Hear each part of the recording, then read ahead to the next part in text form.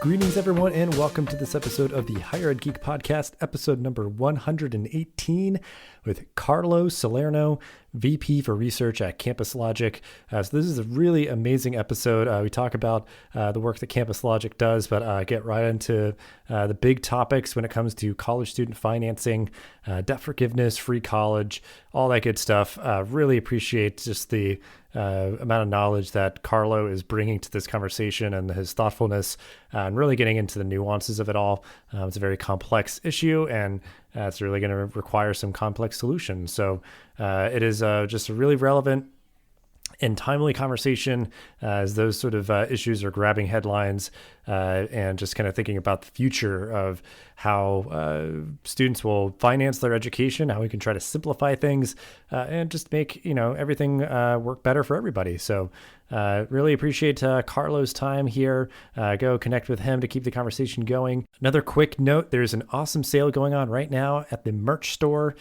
Find that in the description of this episode. Also check out our Patreon if you want another way to support the show. But without further ado, this is episode number 118 with Carlo Salerno. Well, I'm excited because now this season, I think this is our second episode kind of focusing on student finances. Obviously, it's a topic that absolutely warrants further discussion. I'm really excited to just dig in deeper with it. But Carlo, we'll start out as we always do. If you want to introduce yourself and give an overview of your professional journey and how you got to be where you are today. My name is Carlo Salerno, and I am the Vice President of Research at Campus Logic. I'm an education economist. I have been PhD trained and have been working in the space for about 22 or 23 years now. So I spent a little bit of time working for the federal government at the Government Accountability Office, doing higher education research for the Congress. In a past life, I also had my own education analytics startup company, and I spent some time also in the entrepreneurial space working on income share agreements and also working with a number of industry groups, whether they be student loan providers or institutions themselves. Also done a lot of policy work and sort of contracted analysis for advocacy groups, financial aid organizations, anything that really promotes student financial success, financial aid access, those challenges around, why people struggle to get into college, get through college, get out of college, and how to pay for it. Yeah. Yeah, I mean, I know just with that background, like you just are very immersed and knowledgeable about all this. I'm very excited to just kind of dig in deeper here with you. So just to kind of get the context for where you are now, if you want to really quick, just explain a bit about what Campus Logic does, and then we'll kind of go in with just sort of the broader topic of, college student finances. Sure. So Campus Logic is a software company. It's based in Chandler, Arizona, which is in the Phoenix suburbs. Basically what Campus Logic does is it provides a lot of back-end, underlying support to help smooth the financial aid experience, as I like to think about it. We're not a consumer-facing organization. We help financial aid offices in particular sort of manage and process the flow of financial aid. We help things like we provide access to net price calculators. We have a scholarship engine. We help schools process things like verifications. We do a lot of that back end work that, again, like I said, helps keep the focus on learning for students rather than getting financial aid. So we smooth things. So and we have a wide array of services, and probably work with, I'm going to say, at least in excess of 600 college campuses today.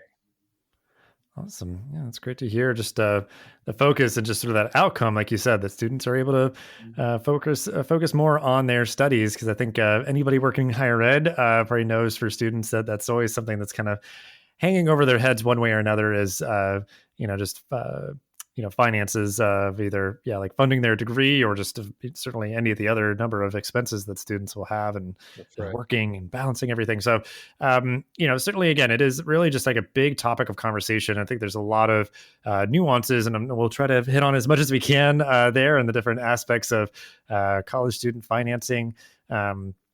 But just we'll start really broadly and start to zoom in. But like, what is your take kind of on the overall landscape for students right now in terms of like what you said of like getting in, staying in, and eventually graduating when it comes to students figuring out financial aid and all those different pieces? Good question. I mean, I think it's hard. I think for the typical family today, uh, figuring out how to pick the right college, figuring out what they can afford, figuring out how to navigate the entire financial aid experience itself, and sort of manage that amidst the academics and basically all the other life experiences that people have that go around the college. I think it's hard. I think getting I think immersing the college experience into someone's life today is challenging and it's difficult. And while we try to provide students with lots of resources to help smooth those things, we being sort of just the larger higher education industry, I think sometimes we probably get underneath our own feet and end up maybe tripping people up rather than helping them. And I think for the moment, as if you walk through the experience and you think about the shopping phase, there's lots of different resources that people can use. They have different levels of trust attached to them, and you have a financial aid experience which has lots of resources available, whether they be grants or scholarships or loans or work study. But finding out about those things and understanding the pros and cons of different options and trying to sort of piece all of those together into something that becomes a financing plan is probably a lot harder to do in practice than it looks on paper. And so I think at the moment, most people feel like, we people are still of the mindset that they need to go to college and that a college education has some intrinsic value, and it does. Economists will tell you that it's a really good bet, on average, right? And so I think, while folks believe that they need a college education, I think there's an increasing level of frustration as prices go up and the complexity of figuring out how to pay for college gets worse, not better. There's a lot of folks who have a lot of frustration about paying for college, and that cascades into other problems, most notably completion, right? It's hard to it's hard to focus on completing your college degree when you're struggling year in and year out to figure out how to pay for it. Hmm. Yeah, and I mean, just the words that you were using, like hard, complex, frustrating, all that, like that is really just, just emphasize those because, yeah, I mean that is how I would describe kind of the current state of affairs right now, and I think it's even just the idea with like the complexity or just like the sometimes lack of guidance. Like I'll have students sometimes that I've worked with where like they get like tripped up like you said, and like they filled out the wrong FAFSA, and that negatively impacts their ability to persist, or like start the program. They have to like defer, or they like Right. like just got confused and did something wrong, and that just one little grain of sand kind of threw off the whole system for them.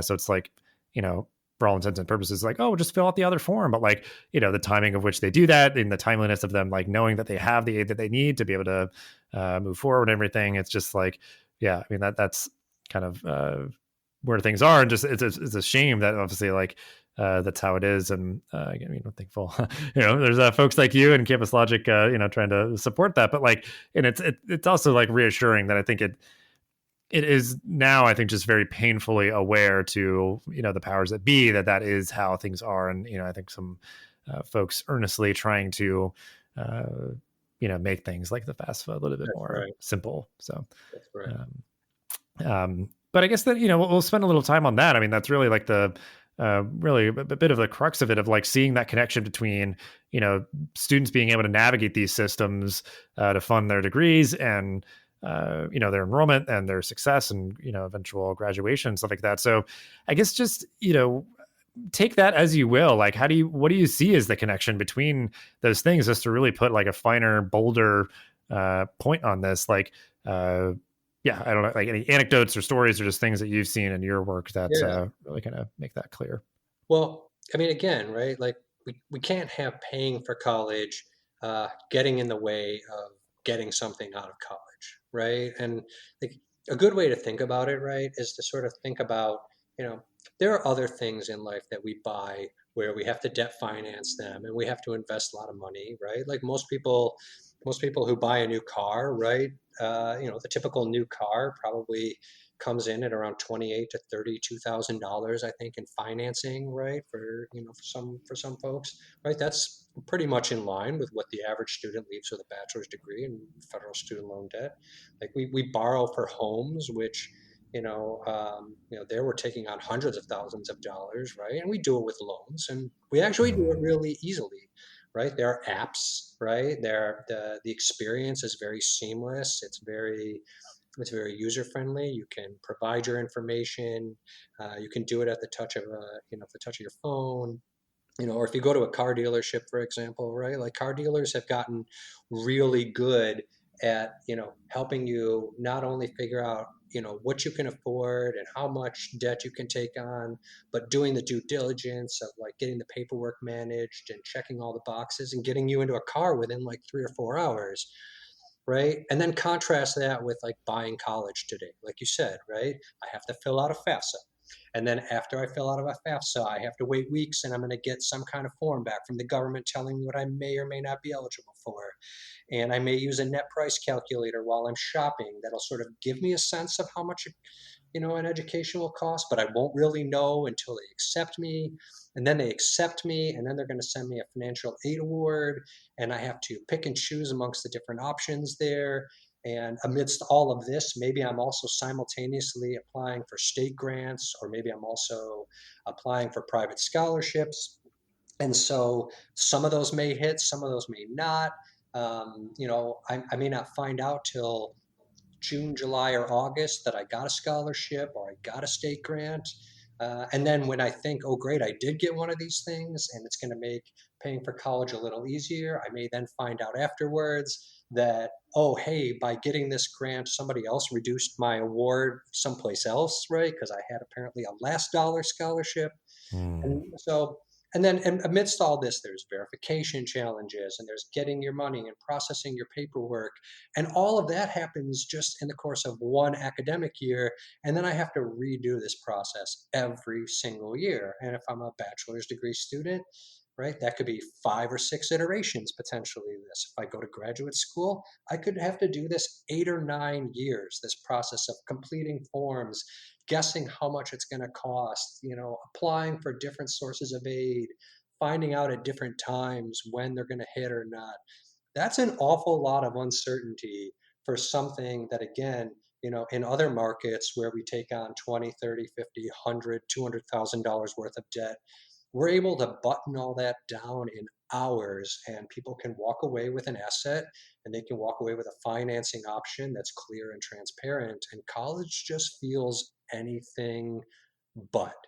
And so that's the complexity that we see when we talk about student financial success, and college, paying for college getting in the way of getting something out of college, when every single year you have to sort of navigate this minefield of the financing process. Like even the savviest consumer is going to trip up, right? They're going to miss a deadline, they're going to slip on something, they're going to make a mistake in paperwork that could delay things sometimes weeks or months.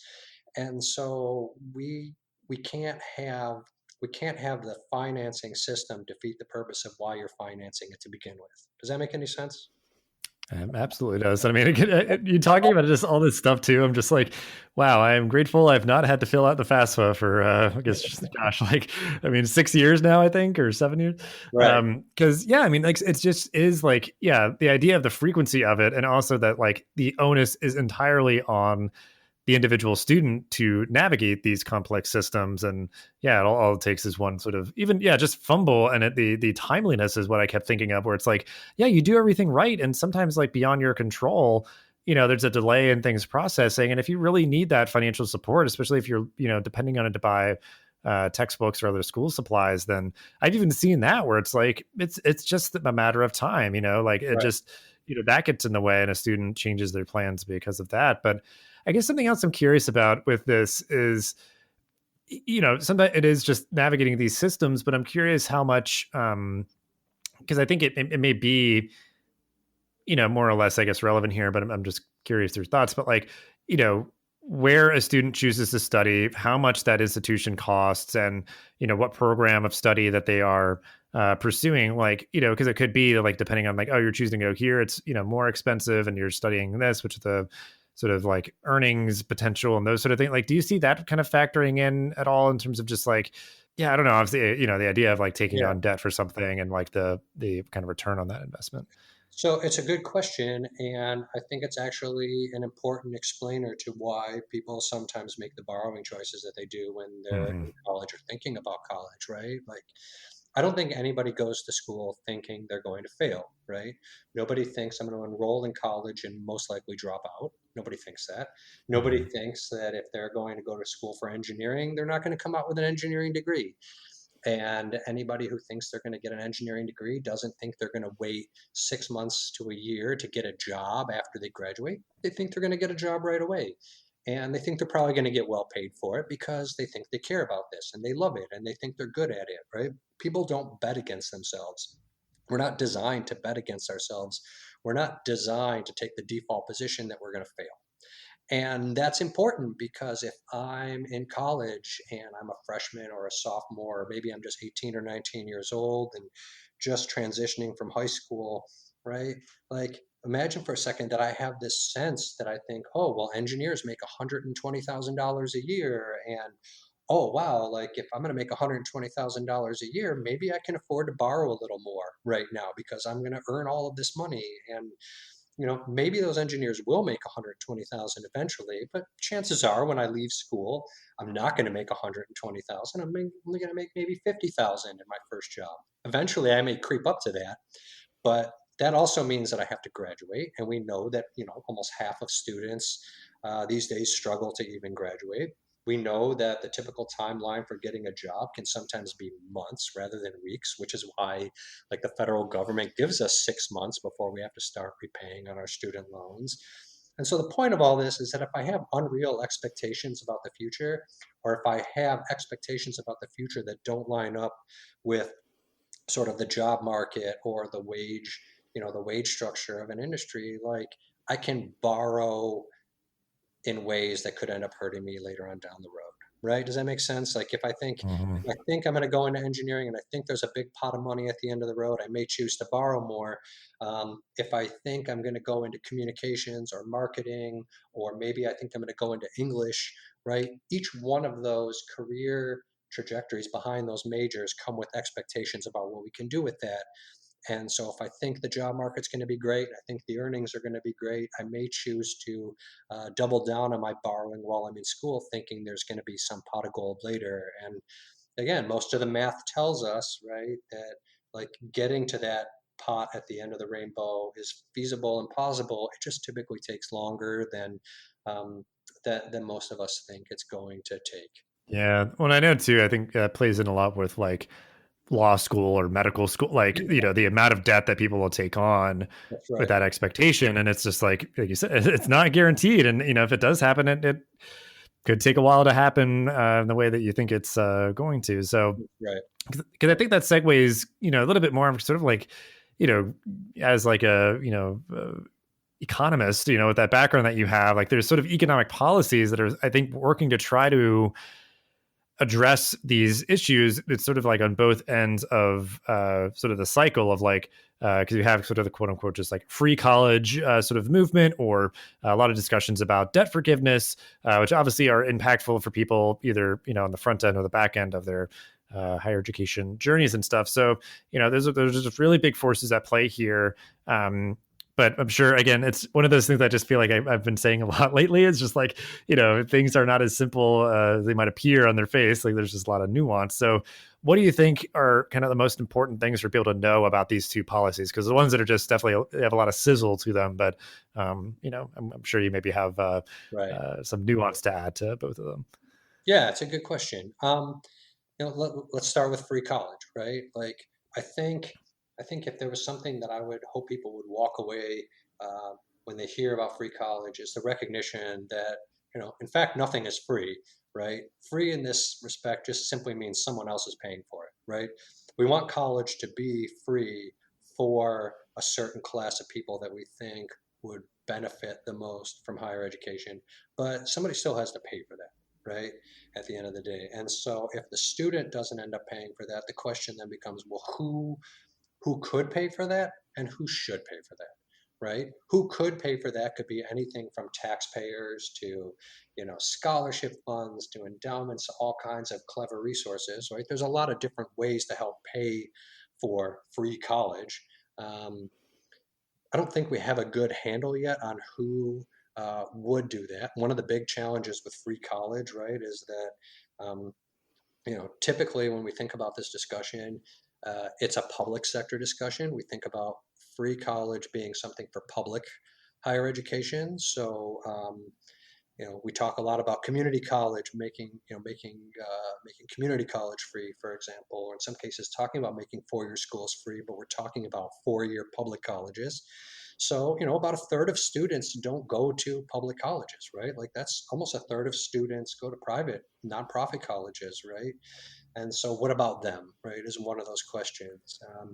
If I if I academically am able to get into a really good private university, should I not be entitled to free college as much as the person who goes to the local community college? There's a lot of questions around um, who we're making it free for, but like who should we make it free for? So I think the debate when it comes to free is very nuanced, right? We want to help people who clearly would benefit the most from getting a college education. We want college to be a mobility, move you up the mobility ladder. Um, the question is always one of, there's only a limited pile of money to make that happen. And so who we should be helping, how we should be helping, that's where all the discussion is. And those aren't easy things to answer. While free college feels good as a slogan, when you really dig down into it, when you only have a scarce pool of resources and you're trying to figure out who should get the free college and how it should be done, it becomes a really hard discussion to have. And that's where I think policymakers and researchers and pundits really get bogged down. Mm-hmm. Um, I want to talk about debt forgiveness, right? Like debt forgiveness is a different order challenge, right? Because now we're not talking about helping somebody get into college, we're helping somebody who's already gone through college, right? And so the question then with debt forgiveness is like, is it a good idea? Would it help some of those who need it? Sure. Would it help some who don't need it? Sure, right? Like, what happens if we give somebody debt forgiveness but still leave the borrowing spigot open, right? Like, just because we make a point in time decision to forgive debt doesn't mean that everybody who enrolls in college tomorrow isn't going to still be taking on and accumulating more debt to begin with.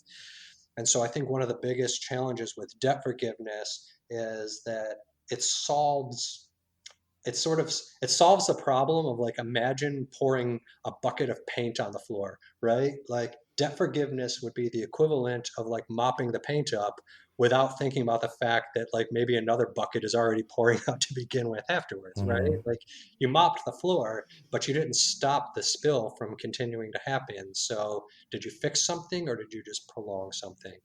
And so, again, while debt forgiveness feels good, there's a lot of nuanced challenges to it. There's a reason why we debate these things. There's a reason why we haven't been able to sort of settle on whether debt forgiveness is in fact a good idea. And let's also not forget, right? That like, folks who go to college to begin with enjoy an economic advantage. They earn more money. They typically get jobs that are more stable, more white collar, more room to grow into. And not everybody also goes to college either. So if we're going to give debt forgiveness, we're forgiving the debt of people who already have an economic advantage in the labor market, and we're also giving an economic advantage to only a fraction of the population because the fact is a lot of people still don't go to college, right? And so when we think about debt forgiveness as a way to sort of help American families, there's a lot of families out there who never went to college. And the question is, well, don't they deserve some kind of economic relief as well? Why would we choose to focus on giving relief to people who, by virtue of having college degrees or some college training, already have sort of a leg up in the job market space? So, in both of Yeah. these cases, there's no easy they feel like cut and dry topics if you really just surface brush them. But if you take the time to sort of think about some of the challenges, there's some really good arguments for and against both free college and debt forgiveness, that really show that there's no clear cut answer. If there was a clear cut answer, we probably would already have policy based on Hmm.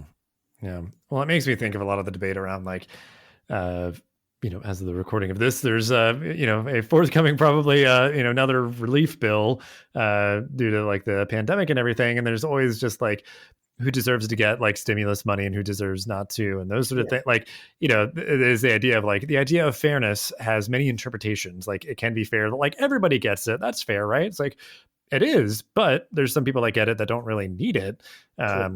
and those sort of things. So it's just like you do have to kind of settle on your idea of fairness, and then because I think with what you're saying too, it's the idea that like, well, with budgets what they are for like states and like federal government and all that, it's like you'd have to like raise taxes if you're really going to like, especially like open up Yeah, everything wide open. And that often is like, very harmful politically for a lot of people to say like, oh, we're raising taxes on everybody, that's or right. even to select people, it's like on principle, people like push back on that. That's right. There really is, like, for every, for every action, there's an equal and opposite reaction, right? You can't just you can't grow money out of nothing, right? You typically, money for something means money not going to something else, and public dollars being what they are, right? We would love to invest in education. We would love to invest in helping people's futures, but at the same time, there's a lot of other public issues, whether that be roads, whether it be childcare, whether it be healthcare, right, that also want a piece of the public dollar pie. And so, taxpayer dollars feel really large until you think about all the things that they're meant to fund. And then you realize at the end of the day that, like,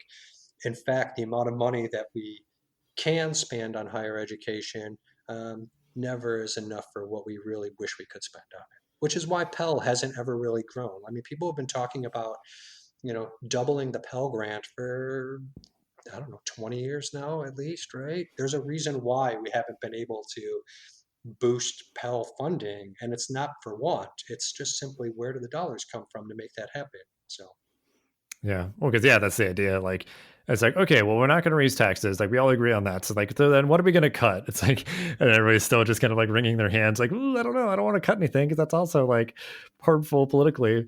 So you're kind and of that's like in a and that's stalemate. one of the challenges with, like, I think when you see proposals for free college or loan forgiveness that sort of do things like say, well, we'll pay for it with an ultra wealth tax, for example. It's like, sure, that's great. We could pay for that with an ultra wealth tax, but if you were to successfully implement an ultra wealth tax, don't think for a second that, if you suddenly have a new pot of money that, like, policymakers are going to think, oh, well, let's spend that on giving, kids free access to community college, right? Like, an ultra wealth tax will have legislators lining up outside the door to say, hey, I've got bridges and roads that are crumbling and falling apart. And, we'd love to have, a better healthcare system. Like, I don't think it's as simple when you see a lot of these proposals who just simply say, we're going to tax the wealthy more. Sure, like, that's a way to pay for it, but I think even if you're able to build a new pot of dollars like that, I don't think we should be fooled into thinking that, like, there aren't a lot of other public projects when you stand them up against, if I said, hey, Dustin, would you rather have free community college or better healthcare? What would you choose, right?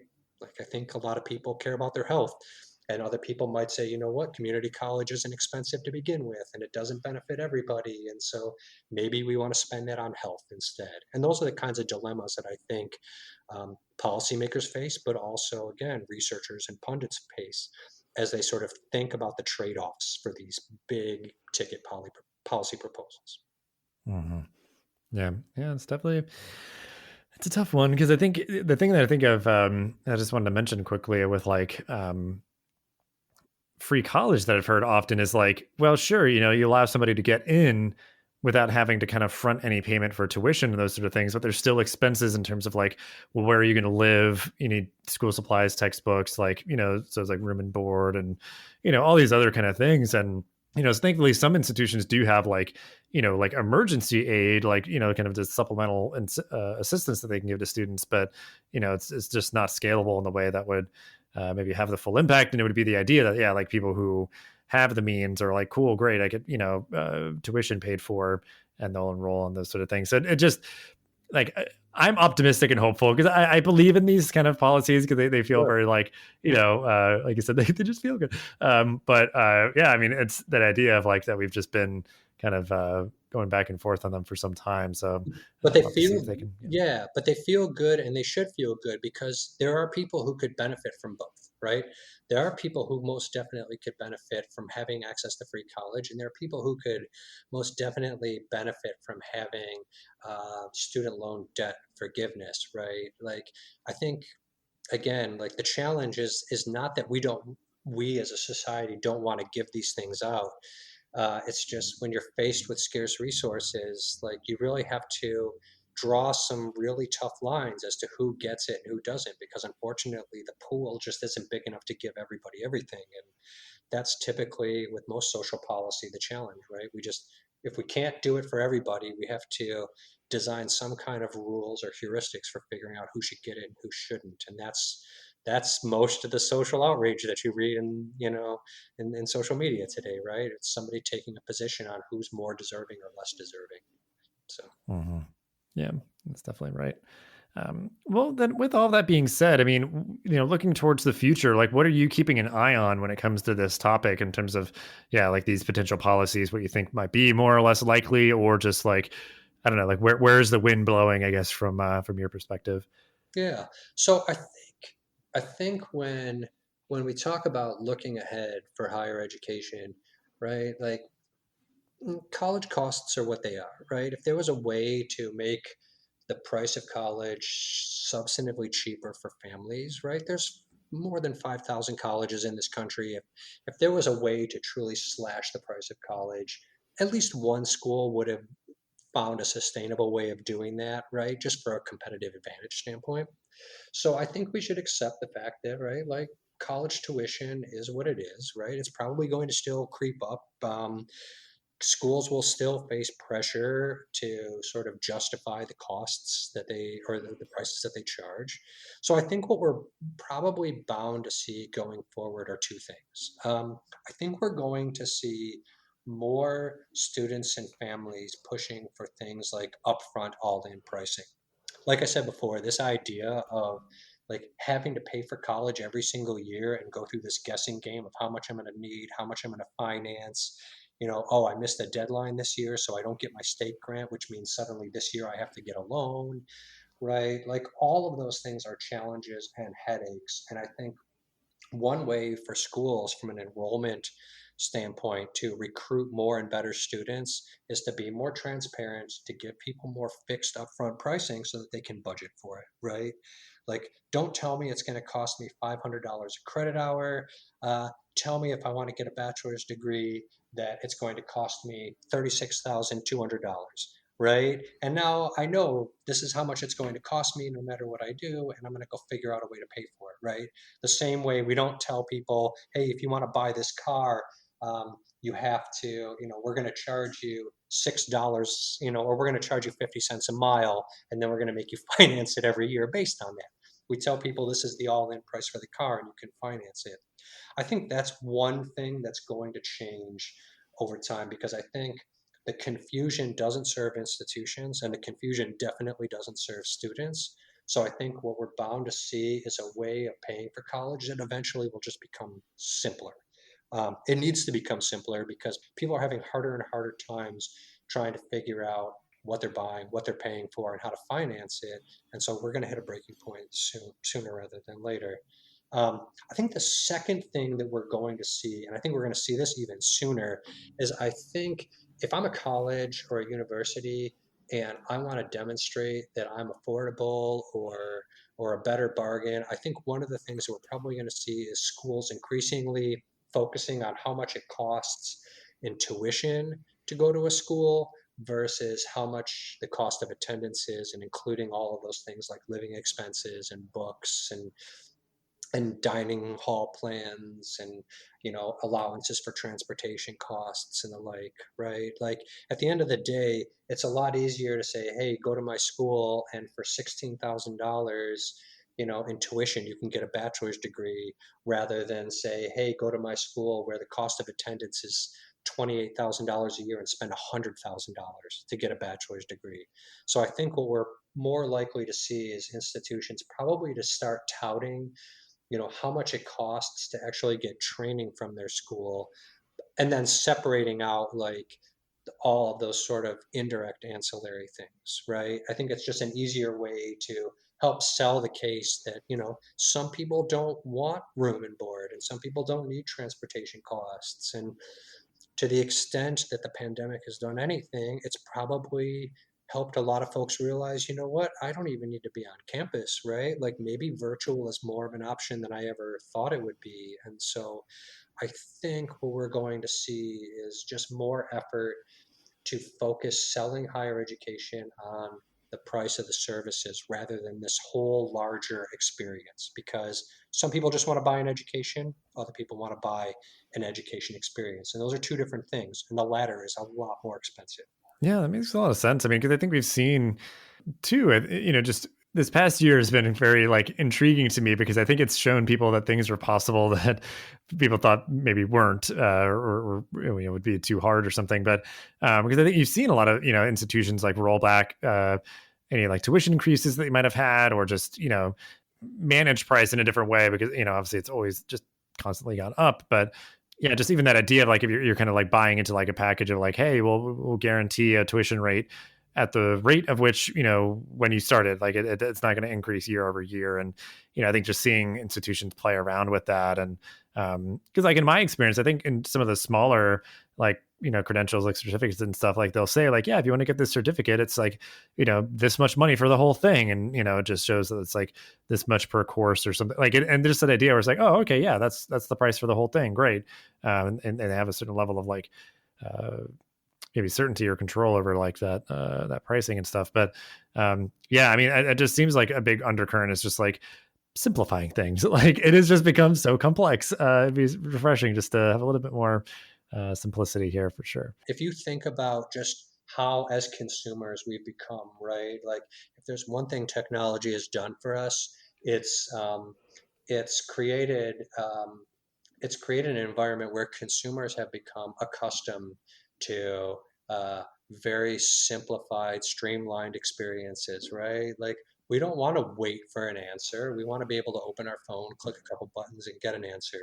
And we want that to happen on a Tuesday at 2 p.m., and we want that to happen on a Saturday at 1 a.m., right? And so experiences that are burdensome and complicated and wear us down, we're really quick to jettison, I think, today in a way that we never were before, because in too many cases, like there's probably some better option out there that's going to be more streamlined and easier to use. And we see that in the school case, right? Like we see there are colleges that do a really good job of being super responsive to their students' needs, right?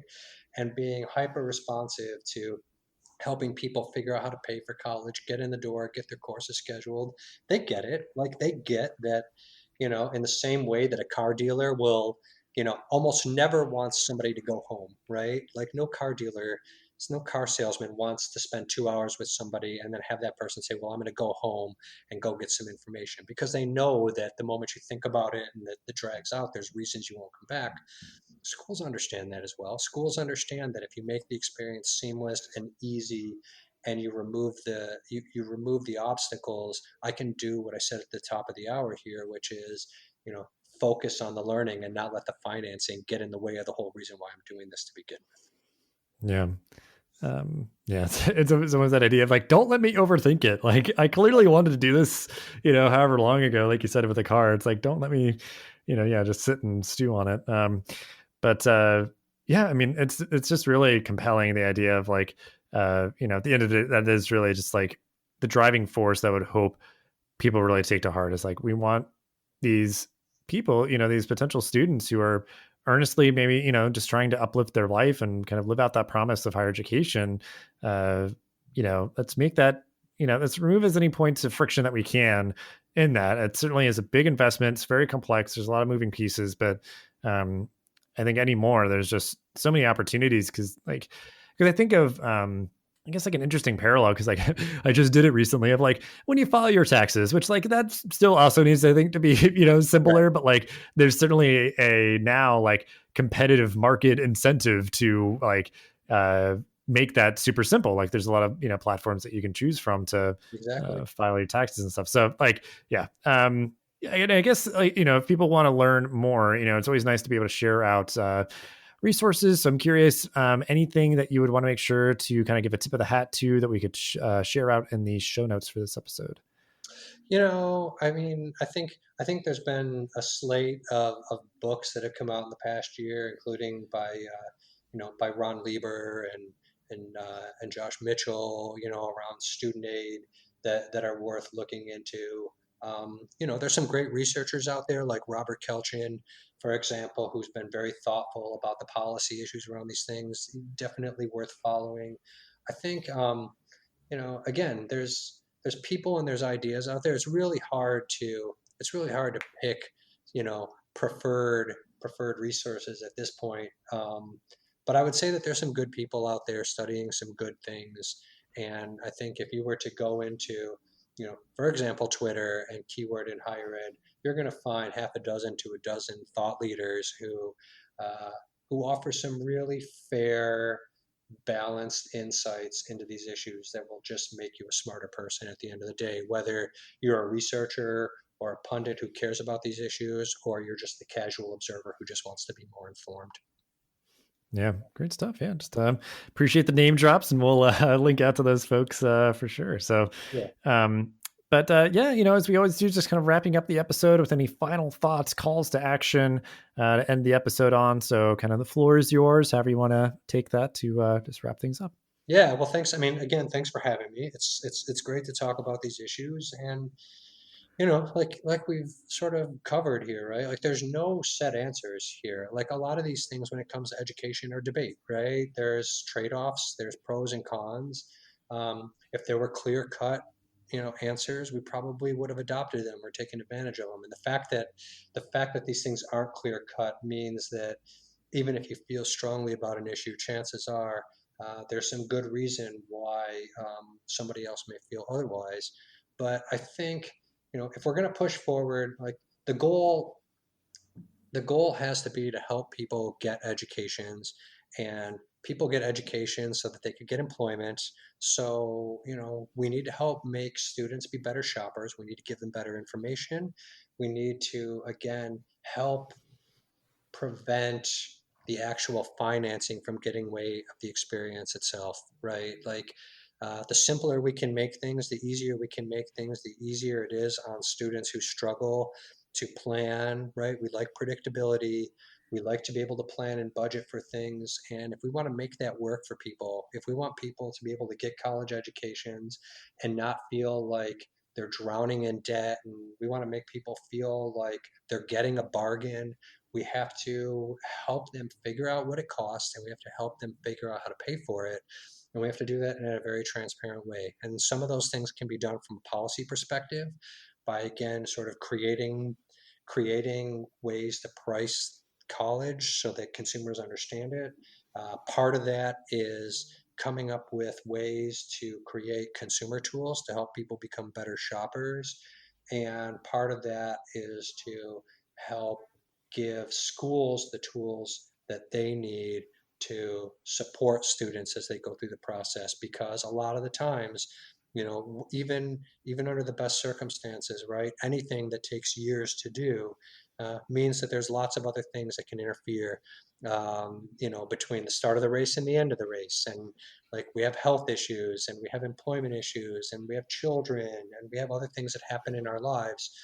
And so we need to be able to help people accommodate the life around their college experience. And not all that gets solved with financing. But again, to the extent that we can make financing easier, that's one less thing that people have to worry about. And if one less thing to worry about means one more person getting through the process, I think at the end of the day, everybody wins. So, Absolutely. I think it's very well said. And I just appreciate how thoughtful you are about this, because I think what I'm sort of sitting with is that like this is a very complex issue that is going to require complex solutions. It's not just going to be like, oh, if we just do free college, that's the silver bullet. It's just going to solve all the problems, and like we can just sort of pat ourselves on the back and move on. It's like you said, it is as much about helping students finance as it is about helping students to succeed while they're in their studies, at college and all of that. So there's just a lot to consider here. I'm very happy that I feel like we've covered quite a bit, and just appreciate again your thoughtfulness and all that you shared, and just appreciate your time. So we'll have ways to connect with you and all that you talked about down the show notes as usual. But yeah, just thank you so much. yeah, Dustin, thanks for having me again. I really enjoyed the time. Thank you. Thanks for listening to this episode of the podcast. Make sure to rate, review, and subscribe so you never miss an episode. Thanks again for listening, and we'll see you in the next episode of the Higher Ed Geek podcast.